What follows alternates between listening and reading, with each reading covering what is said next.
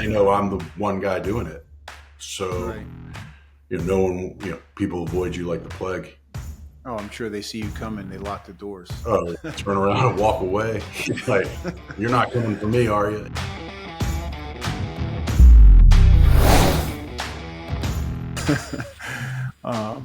But it's so good to see you, man. Yeah, It's so great to good see to you. see you. I remember last time you came and visited, you were a long time ago, maybe 10 years. You were going to the University of Miami to look at some of the football players. I just wanted to tell everyone who's listening, such a large, robust audience, that Joe Douglas is a former teammate of mine. We played football together at the University of Richmond. Not only was he an incredible teammate, he's an incredible human being, very hardworking. He's a dear friend, and I'm inspired by watching how well he's done in life, because he's just a superhuman leader, and he was a great football player as well. Great football player. We battled daily, and he beat me up a good bit. I So wouldn't say that. yeah, I mean, he's just, I can't wait for everyone to hear your story and just how you came up. I remember after football ended, what were your thoughts? You wanted to kind of stay in football? You wanted to coach? Well, tell me about your path in the transition from after college football to your first gig. Yeah, I mean, the class we came in to Richmond with was a stellar class, and so a lot of guys got an opportunity to further their career, yourself included. Eric King went in October, Matt Snyder. And so, if you remember, we would all train in the spring and get ready for the Combine Pro Day, working out for scouts when they came in. And so look, I knew I was a long shot to ever get an opportunity to play, but I knew that I wanted to stay in it, Mm-hmm. because if there's one thing, well, there's many things that Jim Reed did as a head coach, but he brought in so many young men that loved the game of football and worked hard.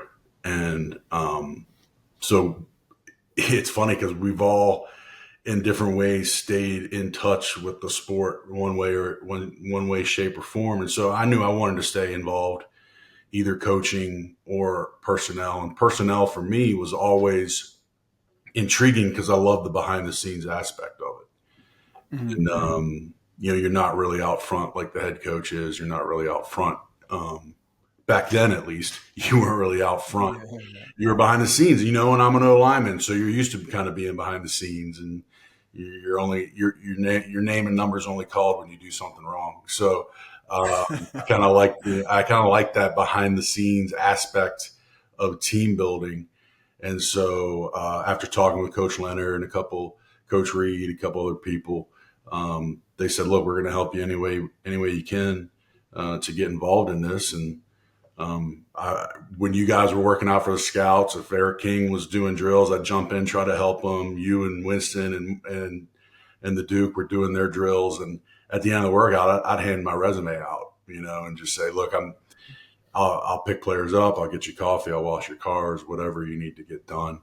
And through that, had a few phone calls and obviously a lot of no's, but had an opportunity to go interview with the Ravens in '99. I didn't get it. I didn't get the position. But then the following year, the same position opened up and they hired me. Well, it's interesting. Like the position that you applied for with the Ravens, Joe, that was an internship role, correct? Yeah, well, basically, I mean, it was a personnel assistant job, so it was a full time position, but you were doing intern duties. I mean, you were picking coaches, players up at the airport. You were doing whatever was asked, making copies, making coffee. Like you were doing whatever um, That's right. was needed to get done to help the Mm-hmm. team, to help the coaches, working equipment, working video, do whatever it takes. And so that's kind of where I Yeah. started. So it's interesting. Like you apply for that role, spot, position, you don't get it. Most people would assume that, oh, that's an easy role to get. Not necessarily. Not Yeah. necessarily, right? So No. tell us about trying to get that role. Yeah. Well, you got to be prepared to have some doors slammed in your face, which I was. I mean, I made a point. I didn't reach out. I didn't send a letter and a resume to every general manager in the National Football League, but I did send a letter resume to every director of college scouting, director of pro scouting, assistant GM. My thought process was this is never going to see the general manager's desk. If I send it, it's going to get stopped by somebody. So I figured if it's going to get stopped by anybody, it's going to get stopped by those positions. So I ended up, you get a ton of rejection letters. Thank you for your interest. We're not doing anything at this time. Okay, just keep plugging forward. But through that, a couple of people called me. I had a phone interview with Mike Tannenbaum, who ended up being the general manager of the Jets, and Phil Savage, who was at the time the director of college scouting for the Ravens, and they had just come over from Cleveland, if you remember.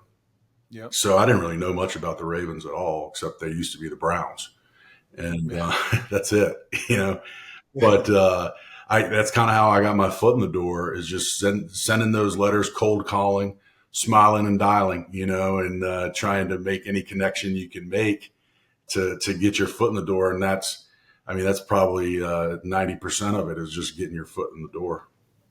Oh yeah. So you finally get your foot in the door with the Ravens, and you said you're making copies, picking players up, coffee, all those, entry level things, but you're also taking in a lot of information. You're learning a lot on the job. Can you remember something specific that you learned immediately on the job there? Now, you're certainly not new to football. You played football your whole life. Joe went to an awesome high school. They love football. The people we played with, as he said, love football. But then he gets pro level. What do you notice immediately in how things are probably a little bit different or taken up a level? Yeah. Honestly, the first thing I noticed was that practices were a lot easier than what I was accustomed to at Richmond. The first practice I'm watching, I'm like, okay, when are they going to blow them back at period 15 to start the practice over? Like, when's that going to happen?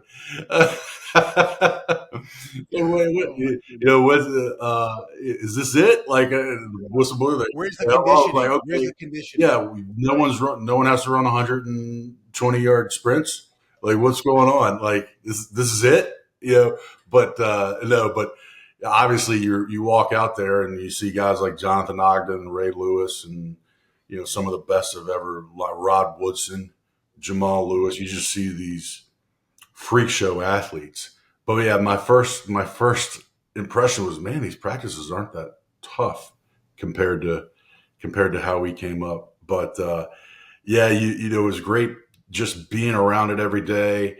I didn't even have an office. I had a like a desk in a hallway, but it was perfectly situated. It was the hallway. It was right across from Ozzie Newsome's office, our GM, and right next to our pro director's office, right next to our director of college scouting's office, right next to our assistant director of college scouting's office, and right next to our contract negotiator. And so it was just, I just learned from osmosis, like just absorbing as much information as I could, taking in the different conversations, observing, and just trying to be the best teammate you could be. No job was too small. So if you got a full 1,000 equipment manager's office, you got to do that. Whatever it takes to get practice ready and humming. Yeah. And I can imagine you were thrown into the fire in so many different things. But I know you, I believe well, and I know you're down. Not like you have to love all pieces of it, but you're down to do whatever it takes to prove yourself. And that speaks volumes of who you are and your character. And then I remember, what's the name of it? Hard Knocks. Yeah. The first Hard Knocks. Yeah. So if anyone likes Hard Knocks, the show, the Ravens happened to be the first team that were chronicled. Is that correct? First ever for the year after the 2000 Super Bowl. So the 2001 training camp. Yeah. So they win the Super Bowl, right? Right. And then they're chronicled in the first Hard Knocks. And I'm watching, and my buddy, teammate, Joe Douglas, has a role. I mean, it's not a role because it's real. He's just doing his job. And what was your role? Yeah, part of the role and being the low man on the totem pole is I had to grab the players to walk them up to get cut, which is an Oh, excruciating, horrific, terrible job, oh, you know. And then, the worst part about it, I mean, it's bad enough to just be a part of that, but it's a quick realization that this is part of the business. mm, But you just hated doing it because I'm literally at this point I'm 2 years removed from playing college football, and I'm grabbing guys that are basically my contemporaries, that mm, are my age or older, mm, and walking them mm, up to Coach Billick and letting them know, and they know, and yeah, and so they know I'm the one guy doing it. So right. no one, people avoid you like the plague. Oh, I'm sure they see you coming. They lock the doors. Oh, turn around and walk away. Like, you're not coming for me, are you? Yeah, You get all yeah, those, and yeah, it's that was the least favorite job I've ever had to do in yeah. football. I could only imagine. I know you got a big heart and busted your hump for so long. Like you feel for those guys. So then, Joe, after your internship role and you're doing a bunch of things, you're learning, absorbing everything. At what point do you get into scouting after that, like officially? Yeah, officially. So part of the personnel assistant role is that they would put more on your plate as an evaluator each and every year. Okay. Even though I was in the office and I was doing a lot of the grunt work, I was still getting an opportunity to go out on the road here and there. Smaller schools like the directional Oklahoma schools, directional Missouri schools, they need Hmm. another look. Just which I loved. Being a smaller school player myself, and going out and getting a Hmm. chance to evaluate these players that may not be playing in the SEC, but are very deserving of recognition and opportunity. That I loved doing that because Yeah. Marc, like when we played in the Atlantic 10 Yankee Conference, there were great football players, Oh yeah. throughout the conference, and Oh yeah. and quite a few of them went on to have good NFL pro careers, but Right. being able to hit those smaller schools as a young scout was really special to me. And then Hmm. in 2003, after 3 years of being a personnel assistant, was when I first had an opportunity to have my own area.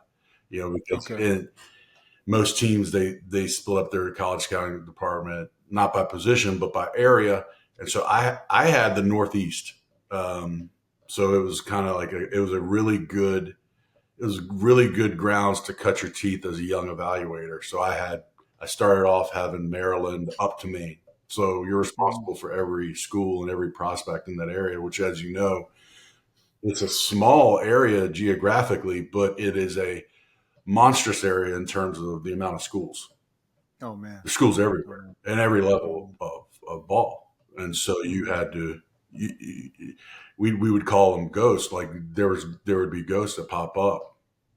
And I don't say Hmm. that in a negative way. I say that in a positive way. I mean, you, there's players from Hobart in, Hmm. in upstate New York. There's players from Central Connecticut State, that just pop up.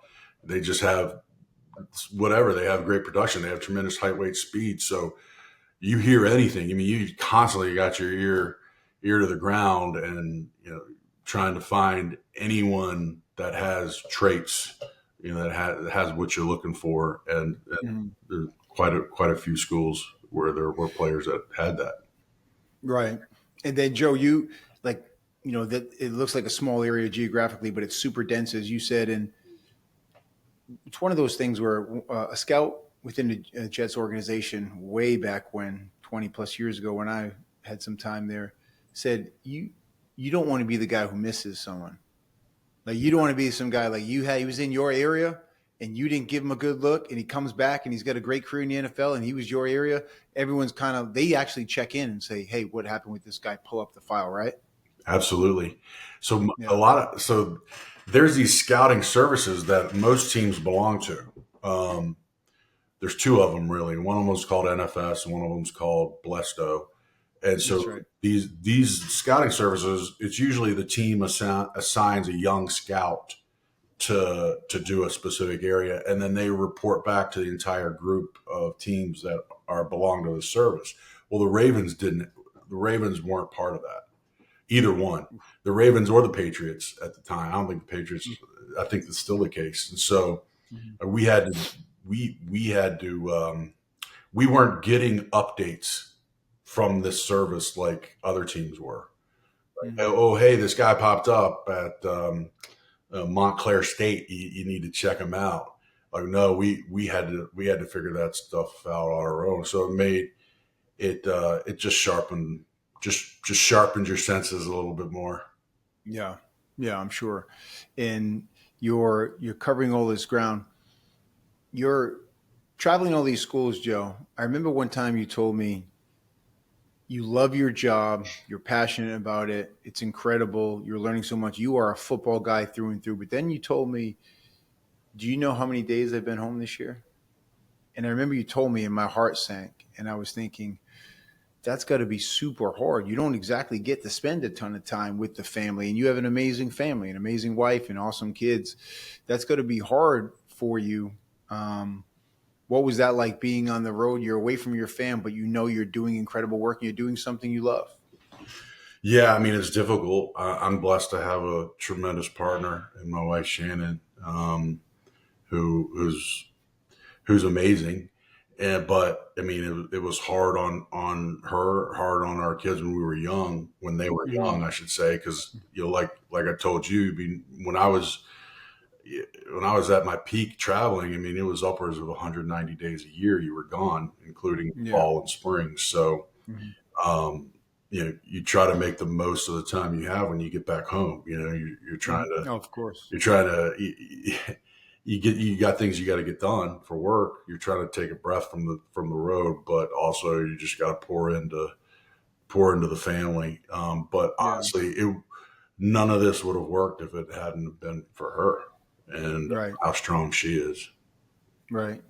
And I'd imagine you're coming up, you go to like an NFL executive meeting or personnel meeting, and you see a lot of the same faces that you came up with over the last 20, 25 years.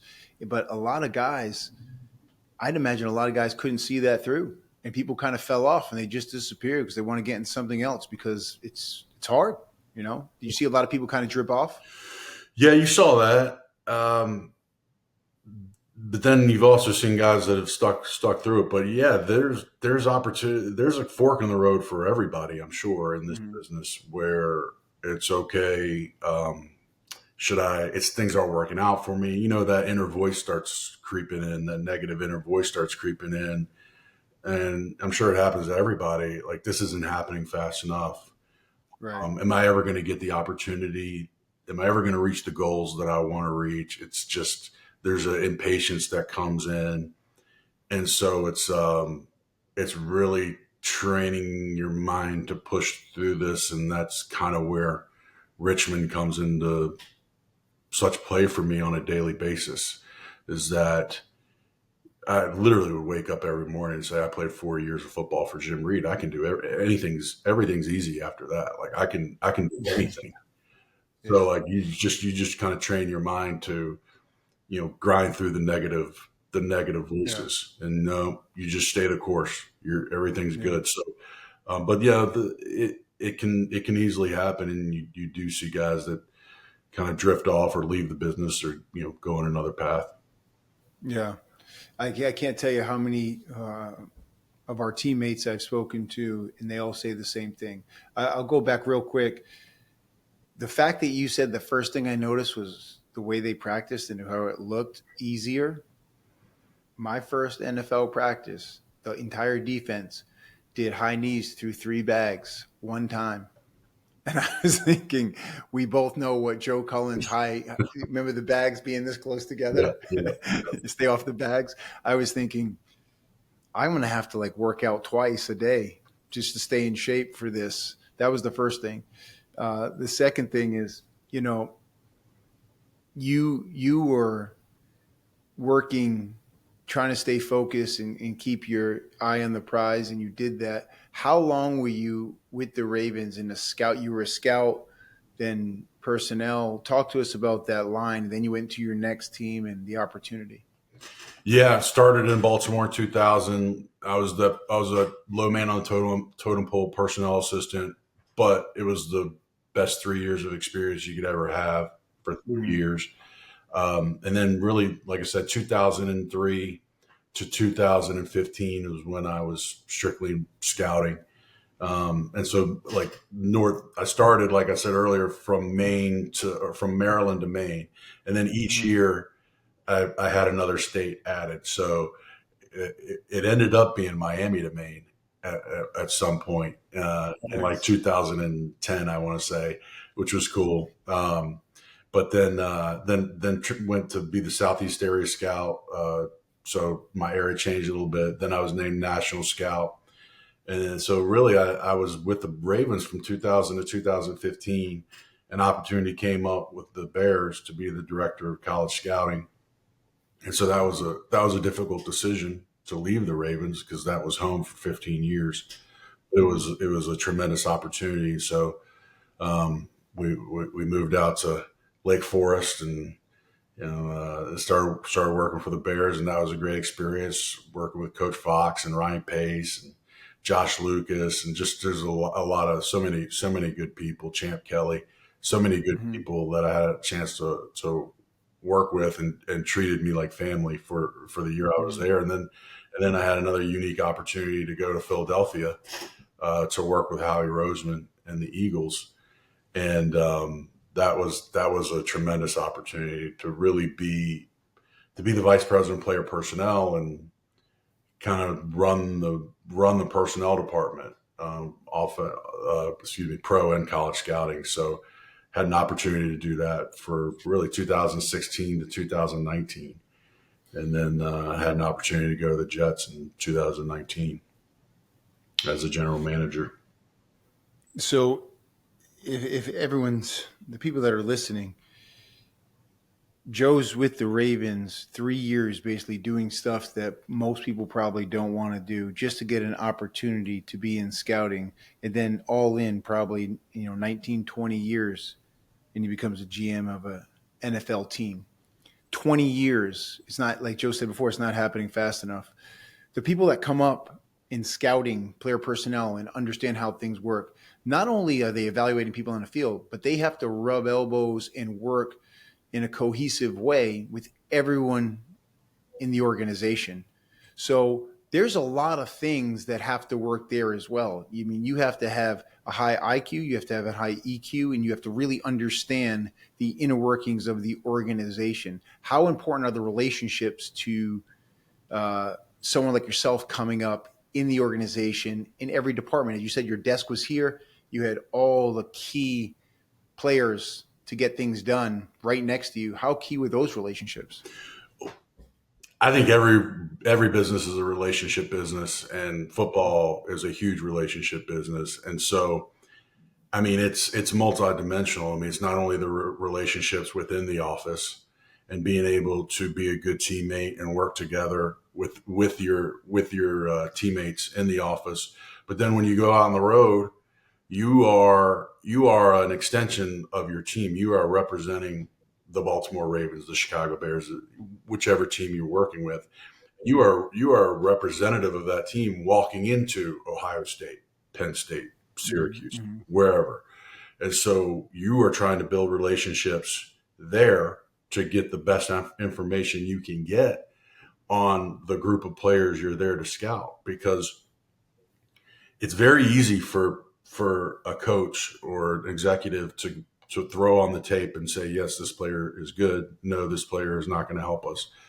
The crux of this, the essence of scouting is to know exactly what this player is made of. Like, does this player have the heart, the desire, the will to win? Is he disciplined? Is he mature? So those are all the questions you're asked to bring back to your boss at home base.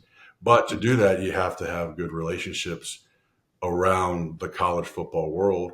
You have to have good relationships amongst the other scouts from other teams. You're at a school all day back when I was scouting, you're out of school all day from 7 till practice with a scout, and so you have to have people skills. You have to be able to build authentic relationships and maintain them all throughout, and not just the organization you're with, but everywhere.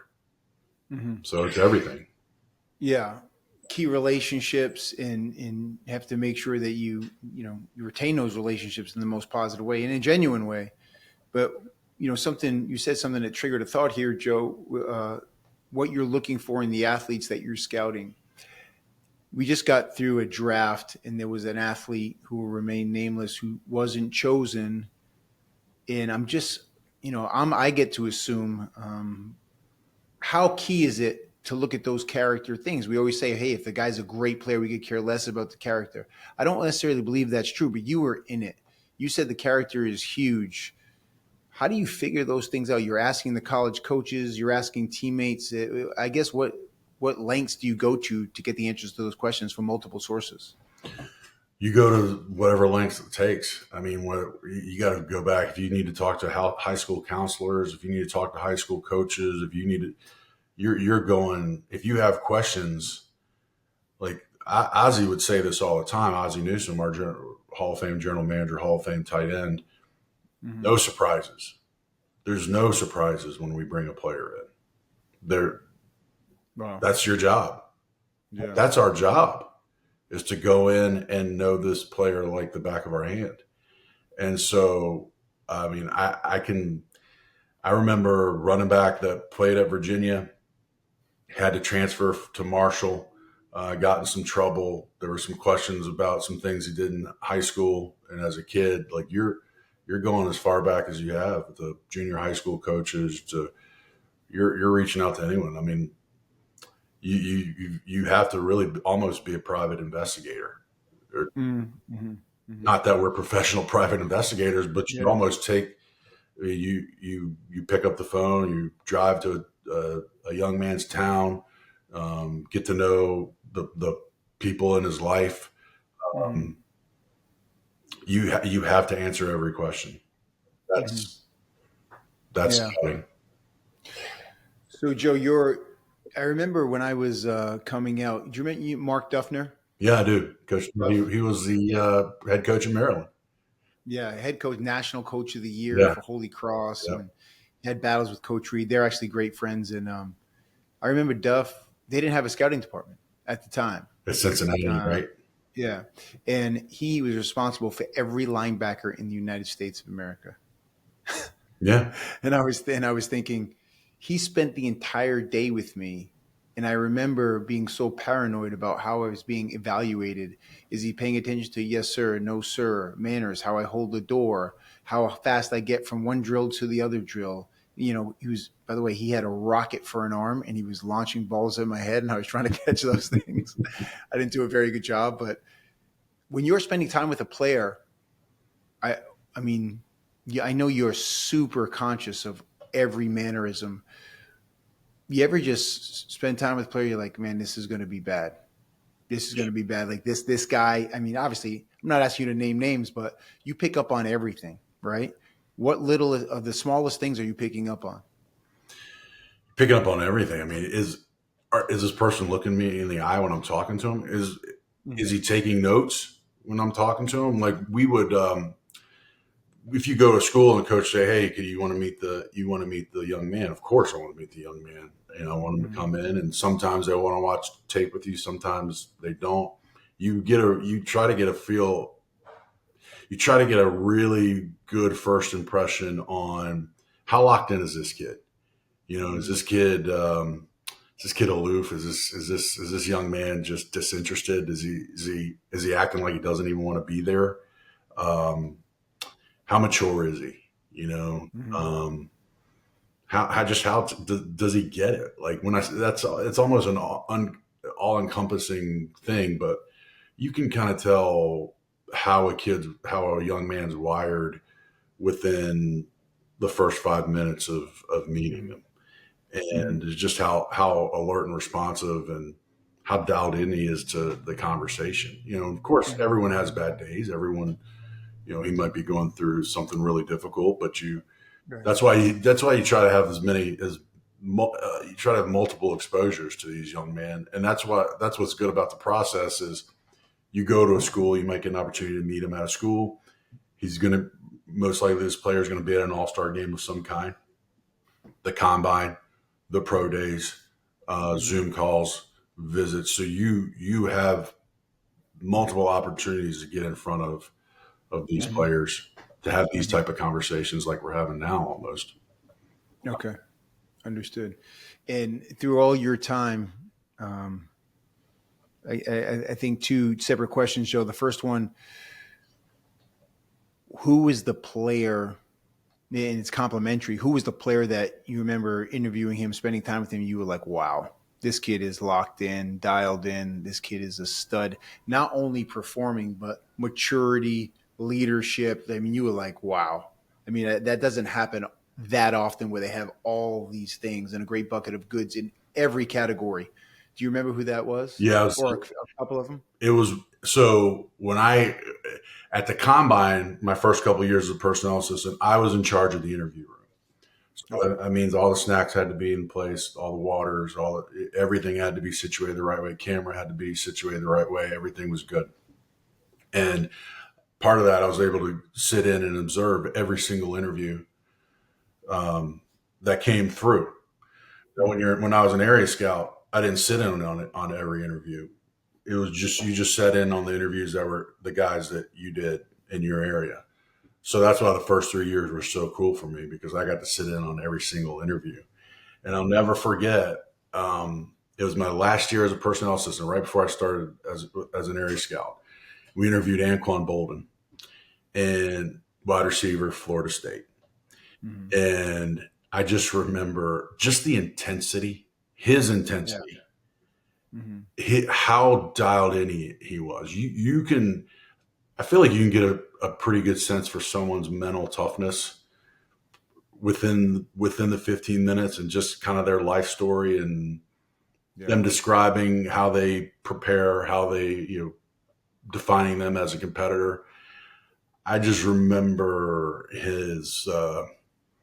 he was locked in, man. He had a look in his eye and an intensity about him that was very rare. I thought it struck me. It definitely struck me as a young scout. Like, oh man, this guy is an absolute warrior as a wide receiver. I remember, obviously we had some great defensive players at Richmond. I remember he walked out. I'm like, that dude carries himself like a defensive player. Like he's just a warrior. And that's the way he played. That's the way he played every single rep. I mean, he just was a tough, physical, angry, strong wide receiver and a great player. And Anquan wasn't the fastest wide receiver on the planet. He didn't burn up stopwatches, but he got open, he caught the ball, and he imposed his will on opponents. Yeah. That's what made him a great player. Man, that's awesome to hear. I remember watching him, on Sundays, and I didn't, over the years, for me, I'm obsessed with football, but there was a breakup for a little bit, and I didn't watch a lot of football. But I remember when I turned the TV on and was watching, I'm like, this dude is a savage. I remember he was just working the defensive backfield, and my wife goes, "Oh, he's from Florida State," because that's where she went. Yeah, and she was so proud. She kind of knew him. Yeah. So I think she knew his brother too, the younger brother. Yeah. Yeah, he's awesome. I mean, and Ozzie made a trade for him, and he was a catalyst for the 2012 Super Bowl. I mean, just the way he played the game. I mean, he was special competitor. Mm-hmm. So with that, the second part of the question was there, I remember thinking back to watching John Randall. And I remember thinking, wait a minute, what do you mean? People said he's 6 feet tall, but everyone confirmed he's like 5'11". And I remember thinking, he is just working dudes, like throwing them. And I said, he must have went to like Michigan, Ohio State, and we know he went to like Texas A&I or some small school. And are there any guys like name one guy like that you just found, or someone found, that this guy was like, you could take him from a Division 8 school, and this dude showed up and was like killing it?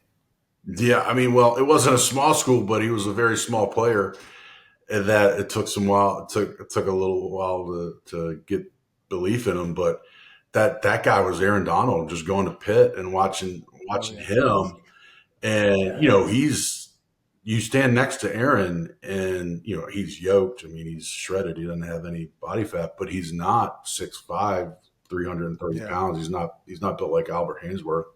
Right. He's not a giant, but he played like a giant Yeah, inside. I mean, no one yeah, could get him off his feet. His balance, change of direction, lateral agility, burst, natural power, point of attack leverage, hands. It just, whoa, like, okay, this guy might not fit the box of what we're looking for. He's not the size of Haloti at the time, because we mm, had Haloti mm, Nada, who was a yeah, phenomenal player, but this guy is a difference maker. mm, But he wasn't a small school guy. Obviously, he played at Pitt, and he was a great player at Pitt. Um, mm, I mean, for me, another player that started his career at Pitt and went to a smaller school, and excelled, and really could play anywhere, is Joe Flacco. Uh, oh yeah, and when he oh when yeah, he transferred from Pitt to Delaware, uh, yeah, just walk out in the field. And that was an interesting year, because that was the year that Matt Ryan came out of BC, mm, and Braum came out of Louisville, Chad Henne came out of Michigan, mm, and a few of those guys were in my area, and it was just like, man, this guy could go toe to toe with almost any of these guys. Like, this is as good as any one of them. yeah, And you got to know him and got to know his story and understand why he ended up at Delaware.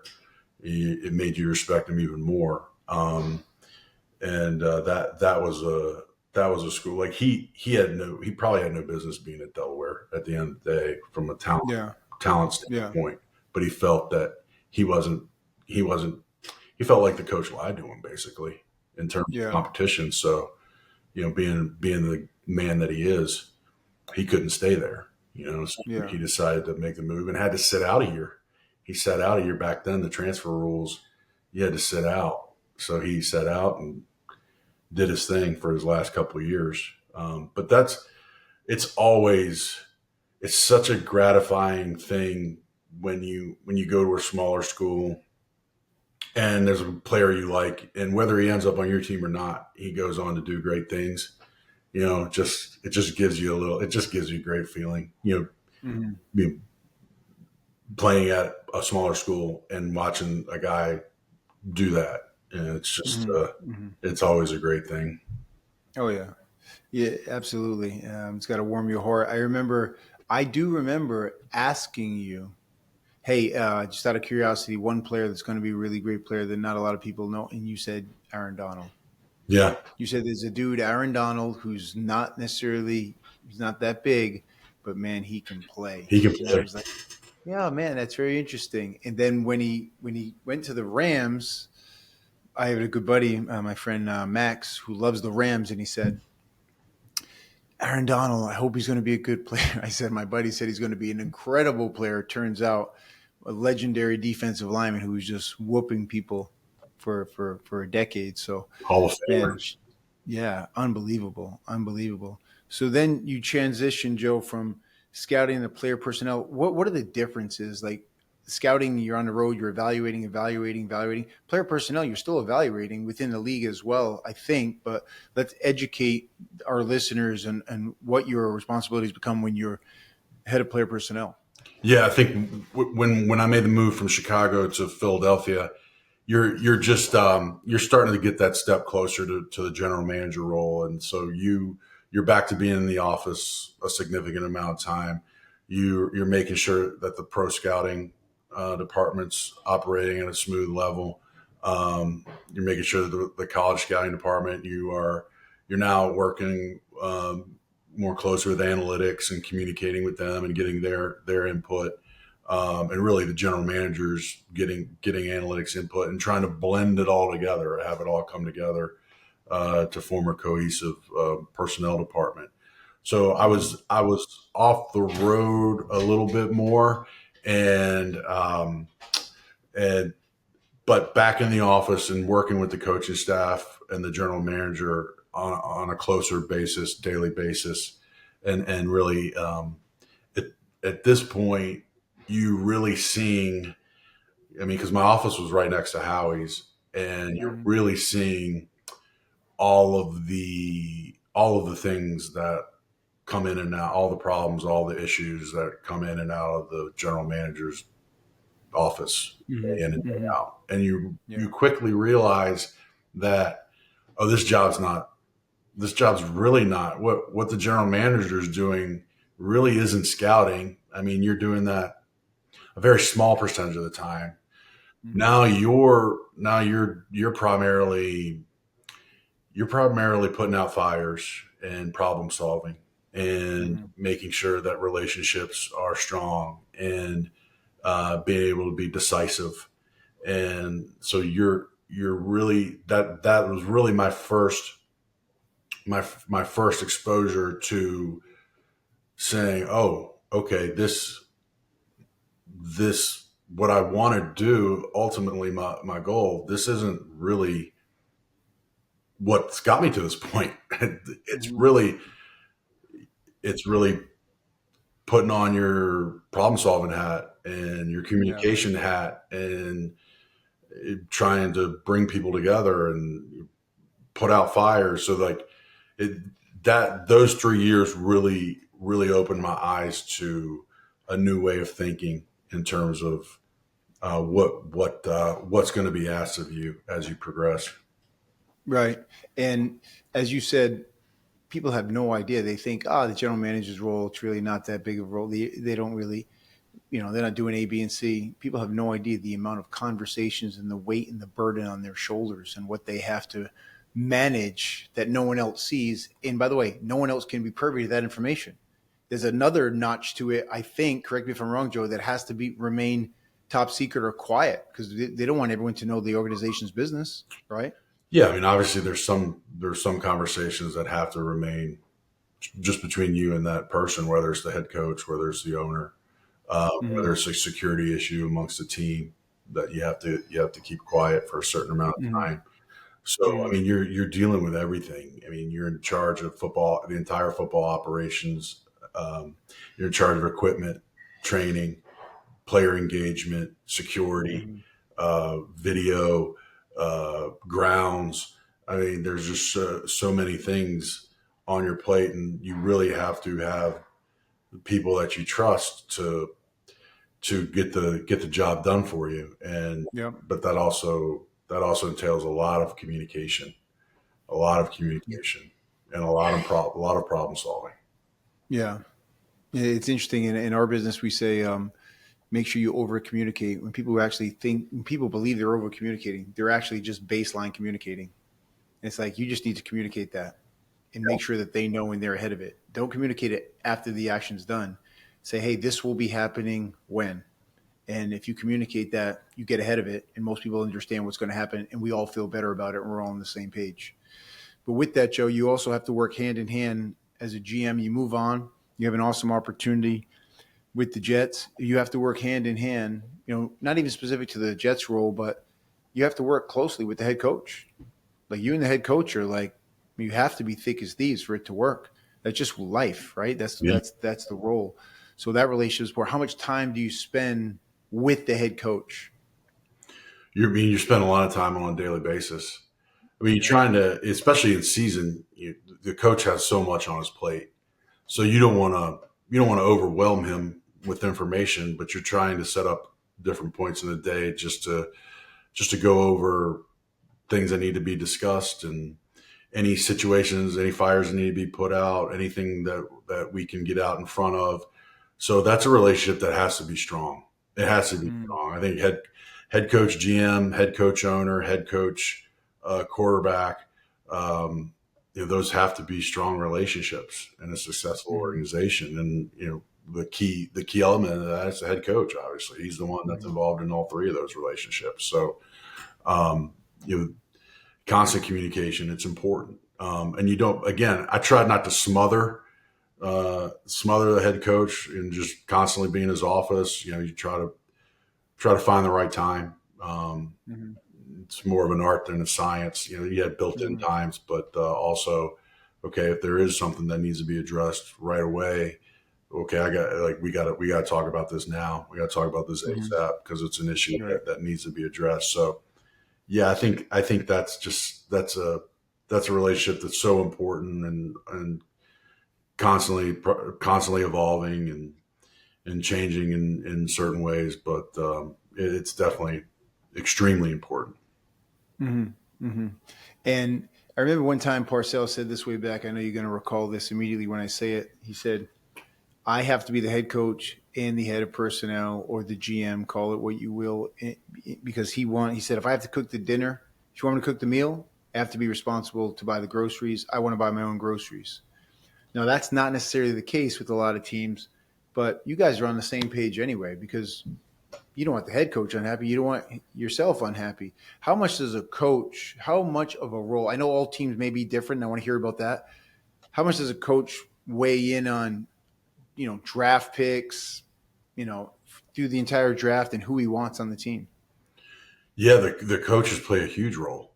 Mm-hmm. Every coach, position coach, coordinator, head coach, they play a huge role. I mean, Mm-hmm. we're a cohesive working unit, and first of all, like all of our, there's been many different. I mean, I've had to scout and evaluate many different offense and defensive systems, and it's not really about me and what I want. I mean, there's certain things we're going to talk about, like in terms of the character that's important, but your system and the position specifics and critical factors that you're looking for and how you want to implement your scheme, like that's front and center Mm-hmm. for how we go about our business of evaluating players. So I think the most important meeting we had when a new coordinator or new head coach came in is, okay, we need to know your player profiles, your position Mm-hmm. profiles, what you're looking for, because that's gonna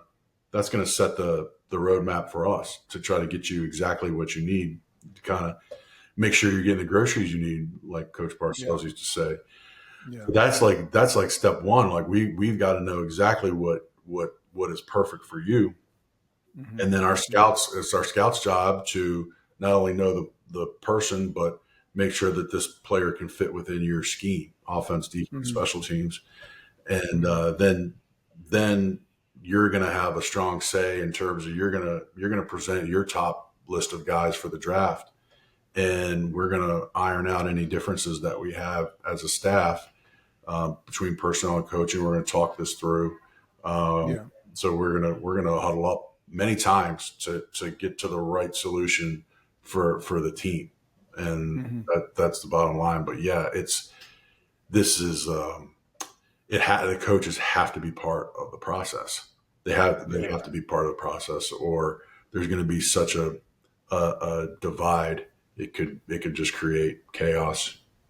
Oh yeah, oh yeah, absolutely. You've had so many. I think back, Joe, in regards to mentors, and I know you're mentoring a lot of people now, and you play a huge role in helping people through the ranks. But through your journey, who's a mentor on your journey that was like, wow, this guy has been. You just really respected the way they did their business, and you're like, if I could just emulate that person a little bit, I'm in a better place. Is there one or two people like that you could speak on?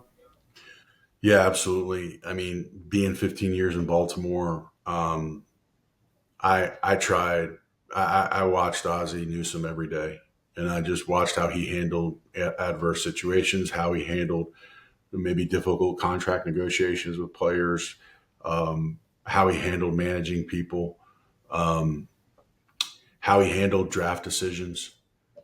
Mm-hmm. And the thing about Ozzie that I always loved, among many things, was when the stakes were highest, when the noise was the loudest, when there was the adversity was hitting the hardest, he was always the calmest person in the room. He was never rattled, never flustered. Um, Mm-hmm. Mhm. he was the eye of the hurricane. Like he just was calm but decisive, and Yeah. could take all the information and make a quick decision. I always admired that, among many things, and how he treated people, how he treated us as young scouts, how he gave us opportunities to really, more probably most important, like he gave us opportunities to succeed, but he also gave us room to fail and learn from our failures. As long as we Mhm. did our job as hard as we could do, Mhm. um, he gave us that grace to really pick us up after we may have faltered, and Mhm. which is, I'm very thankful. I mean, because I certainly Mhm. made a ton of mistakes as a young scout, but I never felt like he didn't have my back. So, Mhm. like, that was huge for me as a young Yeah. evaluator, and then Yeah. just having a chance to be around such good people there. And I wouldn't have even been given this opportunity, without guys like Jim Reed, without guys like Frank Leonard going to bat Mhm. for me, Joe Cullen. um, and then when I get to Baltimore, being with Ozzie, being with Phil Savage, who played a huge role in getting me into the league, and how good of a man he is, and what a great teacher of young scouts. One Mhm. of the best developers of young scouts I've been around.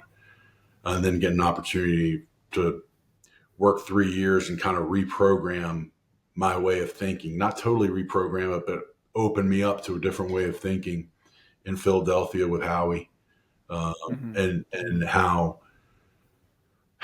quick he is on his feet, what a sharp thinker, and how he really really used analytics and really modernized, um, how scouting was done.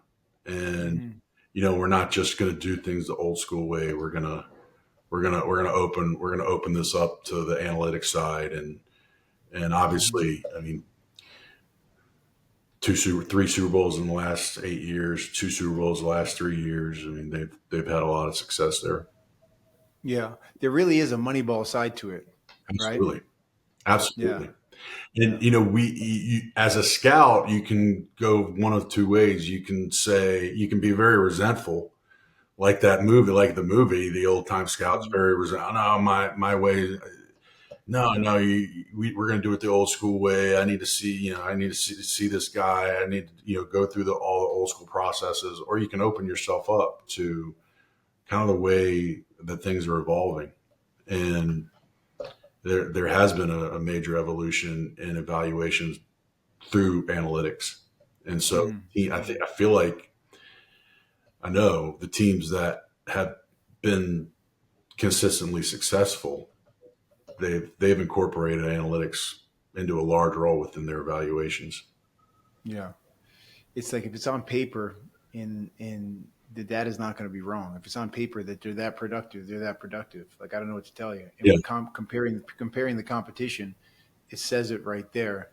Like, yeah, he might not be 6'4", maybe he's 6'2" and a half, but he's productive and he's playing against the guys.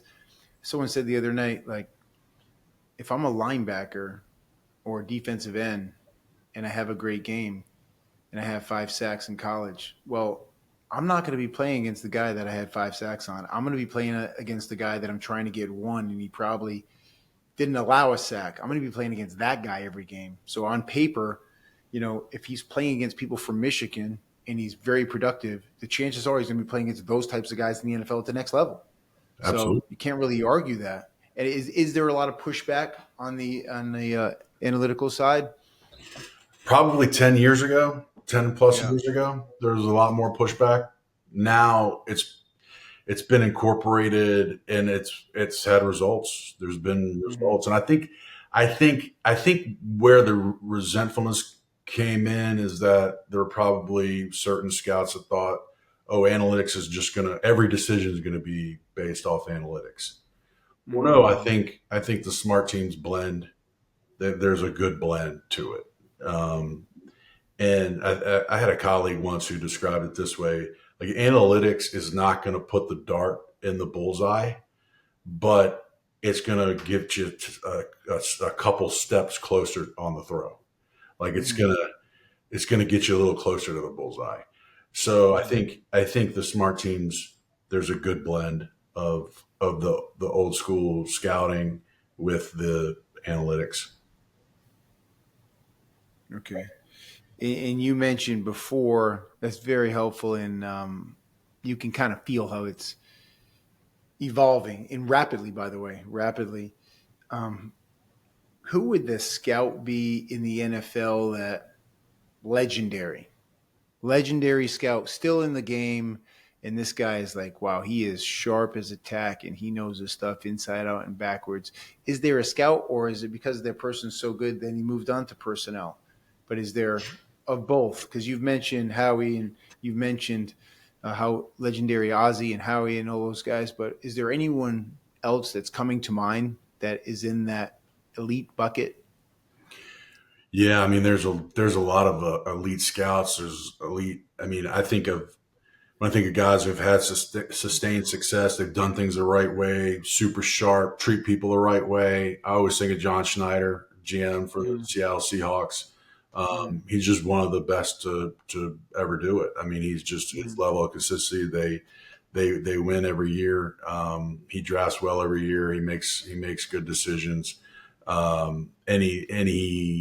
He's a great communicator and a trustworthy person, and he's always done things the right way. I have so much respect for him.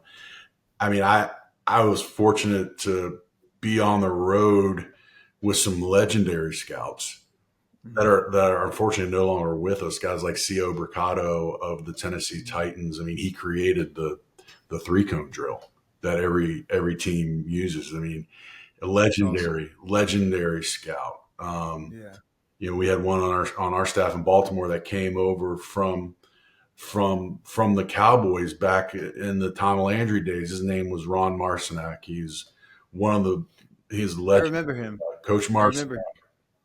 I had a chance to work with Coach Marcinak for almost 15 years, and I mean he timed Jerry Rice, I want to say 15 times to try to get his 40 time under a four, whatever the desired 40 time. And Yeah. he couldn't do it, but he would always tell stories of how Jerry Rice, his dad was a mason, and Mhm. all Jerry Rice did was catch bricks from his dad, and that's his hands were so strong. And talk about how he tried,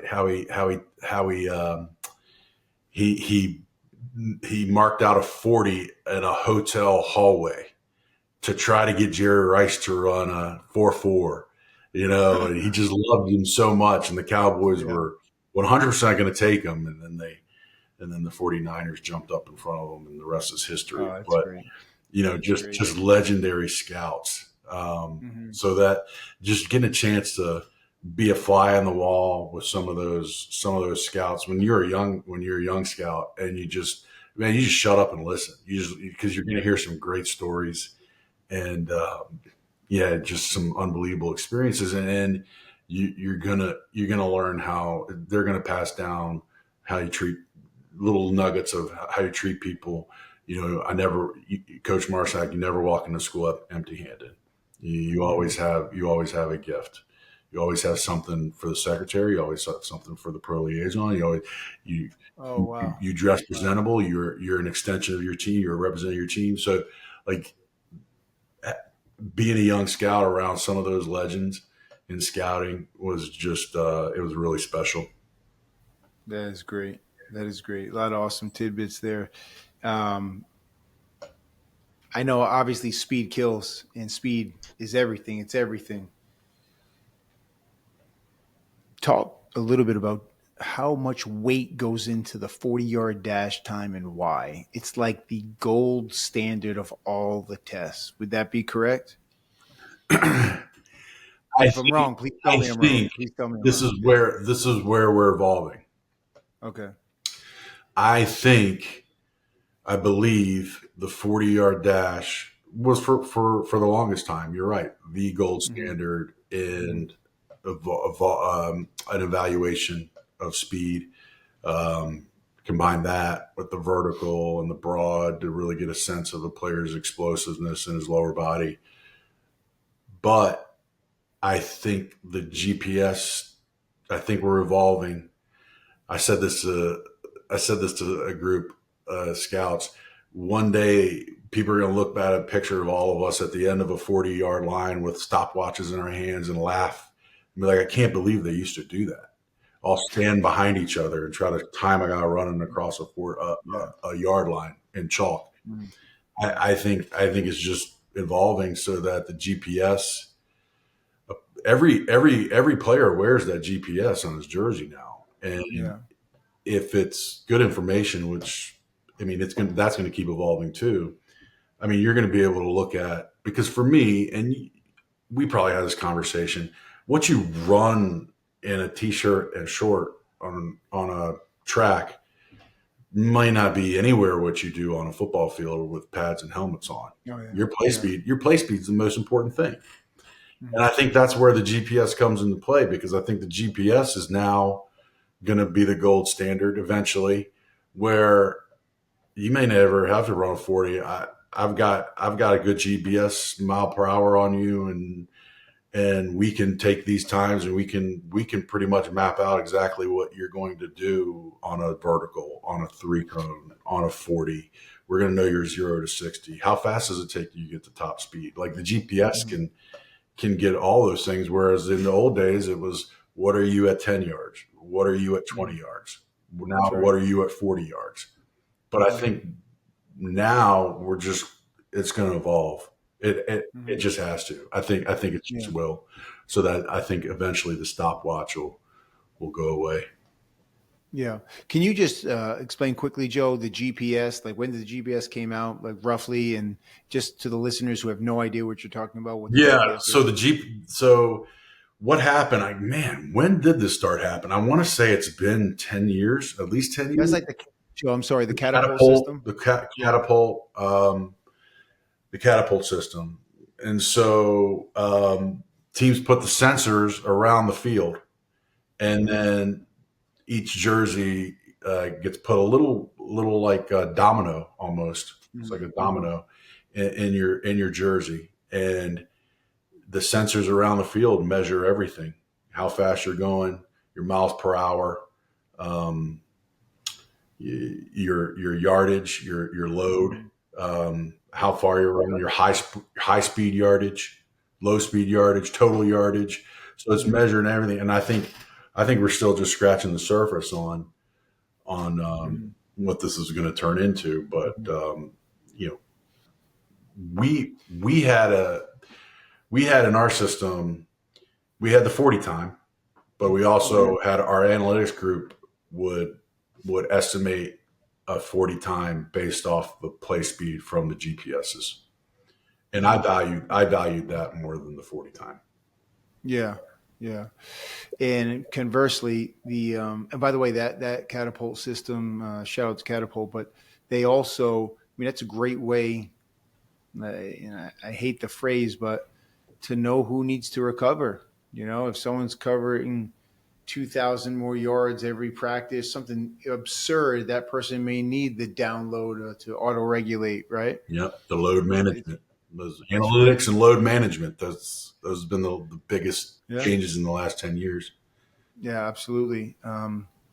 So then you have that, but then the other test, the bench press, I always thought it was interesting. Now, listen, I love to bench press, but if I did the bench press 30 plus times, I'm still on my back. You know what I mean? I just think that there's got to be something coming, as you said, Joe, that's a little bit more functional and that's applicable. The bench press shows brute strength, and if someone can do it 40 times, okay.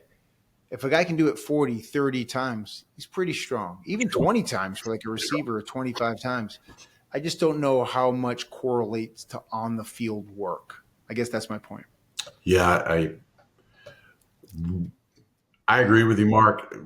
For me, I'm looking for the extremes. Mm-hmm. Like you said, okay, a guy's this, he's strong. Okay, a guy's 5. Okay. Yeah. We're looking for the extremes. Other than that, there's zero correlation between laying on a bench and bench pressing 225 pounds, Mhm. however many times, to lining up in a 3-point stance and attacking the line of scrimmage. There's, Yeah. it's Yeah. just kind of like a baseline functional strength measurement, but there's got to be better ways. There's got to be better Mhm. systems. There has to be. Yeah. I'm Yeah. not an For expert sure. on that, but there has to be more functional way to gather that information. Mhm. Mhm. So, I mean, this has been incredible. I always say the same thing, but I mean, with you, it's a little bit deeper, a little bit more. I could spend the next 5 hours talking to you, but I know you have responsibilities and a family. But just close with a few quick questions here.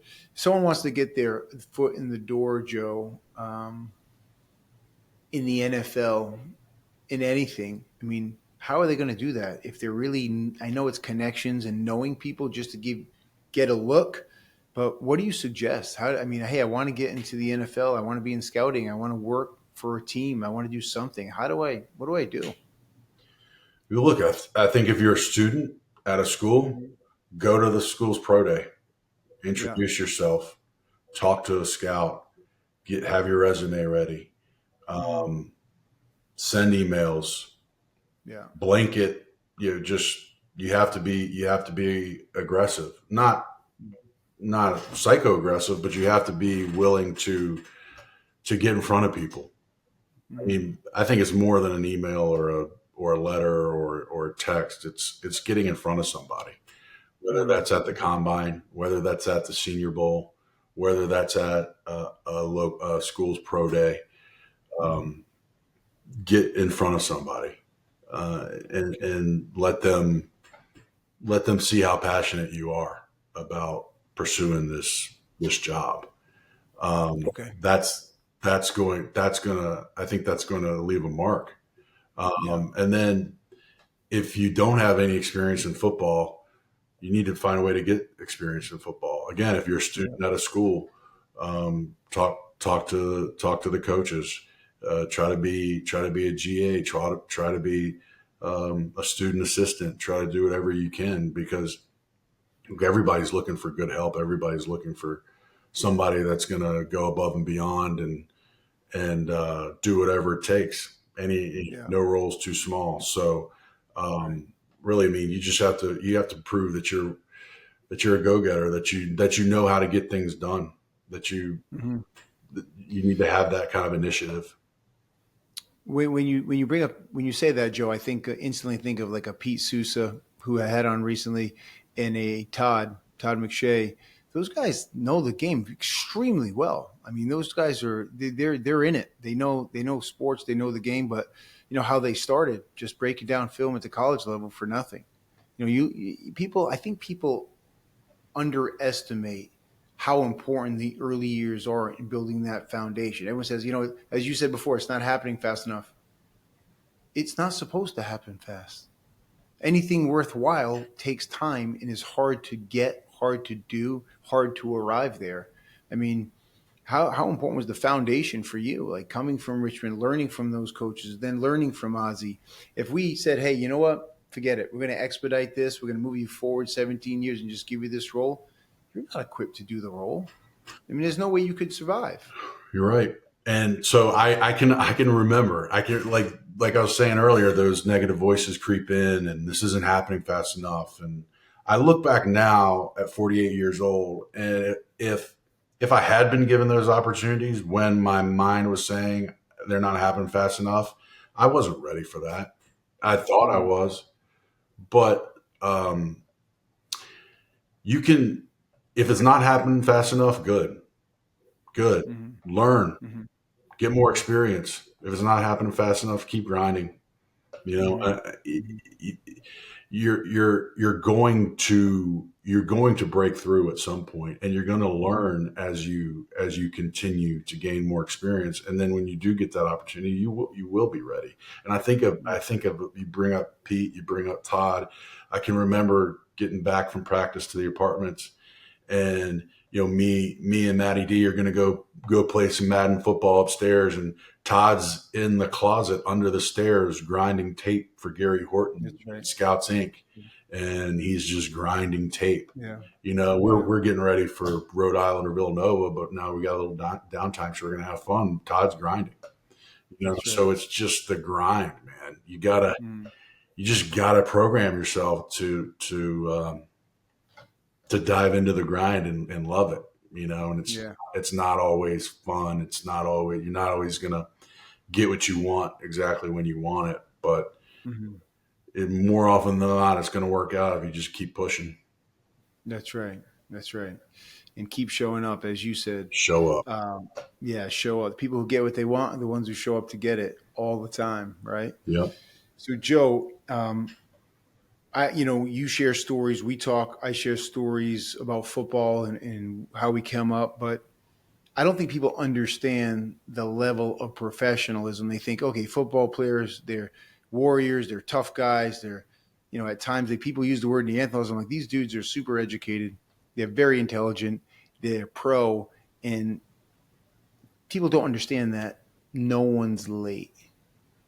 Like that doesn't exist in that culture. Now, does it happen? Sure, it happens. But what happens when that happens, and how common is that with executives and players and just the culture of professionalism? They expect you to be locked in and like no BS. Can you talk about that a little bit? Yeah. I mean, not being late. I mean, look, Coach Harbaugh with the Ravens. I mean, we know things happen. Something like that happens. Make it right. I mean, there's consequences Yeah. to all those things.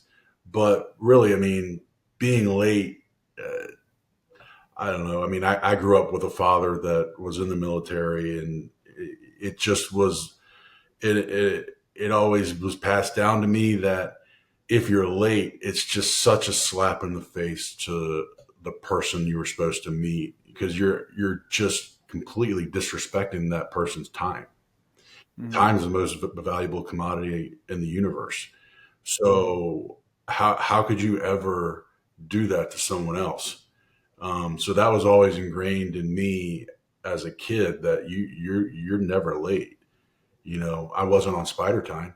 I wasn't always 5 to 10 minutes early, Yeah. but Yeah. you're always on time. You're on time. Yeah. Yeah. You're not going to disrespect another person's time. You're not going to disrespect your teammates' time. You're not going to disrespect the company's time by being late. So to me, that's just a discipline and respect thing. Yeah. Yeah.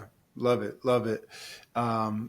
You see the game growing and evolving. Like this game is such a unbelievable game that brings the country together, families together, pass down generations to watch, go to games, watch it at home.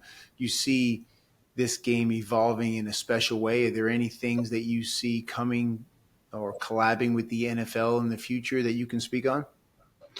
Yeah, I mean, it is the greatest team sport in the world. I mean, where else do you have this many people?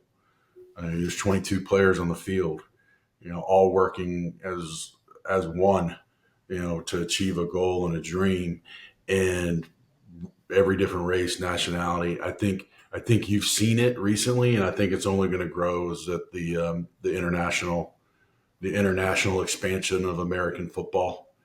Yeah. So, and Yeah. you were part of that when you played in Barcelona, and Oh yeah. like I think that's just a real thing. I think you see it. There's going to be a game in Dublin. There's games in Brazil. There's games in Germany now. It used to be just London, right? And so Yeah. that expansion is coming. I mean, the NFL wants to make a really strong international presence. Really, they want to have a really strong international presence, and I mean, just think. I mean, how many opportunities that could create for young people across the globe that wouldn't otherwise have it. That Yeah. wouldn't otherwise have an opportunity to play that sport. I mean, because I can't speak for you, Mark, but football saved my life. Football Oh yeah. saved my life.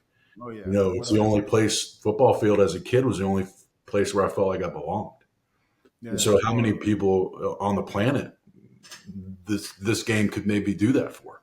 So Yeah. I think you're going to see that really happen across the country, across the world, I should say. Yeah. I couldn't agree more. I mean, I see. You think about us and what it did for us, the way it channeled our habits, our nature, our aggression. Do you imagine the kids who you say, hey, all you got to do is just run this route and do this, a kid in London or a kid in Brazil or who knows, in the Middle East, whatever it is. Like, there are a lot of kids out there with awesome potential who could go, I feel at home doing this. I mean, just it's the potential, as you said, Joe, is massive. So I love hearing that. Um, Last question, promise. Joe, best moment you've had in the NFL to date where you were like, man, that was a magical moment. I'll never forget it. I know what the smells were like, man, the lights were like. It was an incredible moment. And you were like, you've come so far, and man, I'm so happy for you. But I watch you go through all these awesome moments. What was the one that you'll never forget and left a permanent stamp on your heart? There's a couple, but we're involved in the sport to win championships, and to come together as a group, and that's why I'll never forget what we were able to accomplish in 1998 together as a group after starting 0-2 and winning 9 straight, winning the conference championship for the first time at Richmond. But on a pro level, you know what? The 1998 is still the most special memory for me. I'm gonna just to say that, Yeah, I appreciate that. and Yeah, that and, was good. and just the amount of work that we all put in to get there, and to have that feeling was unbelievable. But on a professional level, once I left Yep. Richmond, it really would be 2012, the Super Bowl, just the adversity. There's a quarterback that wins Super Bowl MVP that you had an active role in scouting and getting to the team, and so many things. I mean, we start out fast, the lights go out, the 49ers come back, we're on the verge of Yeah. losing, like so many emotions. But being on the field after that, and I always say this to everybody, but like when you're on the field and that confetti's falling, it's an addictive type of feeling. Like you just want to keep having that feeling forever. Yeah. It's just a special. I mean, it's up there with great life moments, and I always say that, like the detail of it, like they cut the confetti in the shape of the Lombardi Trophy, like the detail of even the little Wow. confetti, like you just vividly remember all that, and so it's really 2012 and then 2017, and specifically, I mean, obviously you remember those 2 Super Bowls because that's what we're in this. That's what you get in the NFL to do, is to win championships. But it's not just that we won the championships. It's what the team and the group of people had to overcome to get that championship in 2012. Mr. Modell passed away. Torrey Smith's brother passed away early in the season. Ray Lewis goes down with a tricep injury that we thought his career was over. We lost one of our best corners. We go from 9-2. We lose 3 games. We get obliterated in one of them. But then the team found a way to pull itself back together and go on an epic run. And then 2017 with the Eagles, we jump out to a fast start. Carson Wentz is playing at an NFL MVP caliber level. Tears his ACL towards the end of the season. The team, you don't know. I mean, what a fork in the road, right? Yeah. And everybody counted the Eagles out. But it was such an unbelievable collection of players and coaches and people, and it was just, that was one of the most unbelievable team efforts I've ever seen. But just because it happened so late in the season, it's just such a getting the wind knocked out of you as an organization in December, and having to pull yourself back together. And I mean, what a credit to Coach Peterson, Howie, the entire organization. There were some unbelievable dudes on that squad, man. Chris Long, Jason Peters, Darren Sproles, Malcolm Jenkins. There was Fletcher Cox, Brandon Graham, like just some absolute, Lane Johnson, Jason Kelsey, just some dogs. I mean, those guys were just, they just, what a squad, man. Wow. I'm so grateful to have an opportunity to be around guys like that, and just watch them really not flinch Yeah, for sure.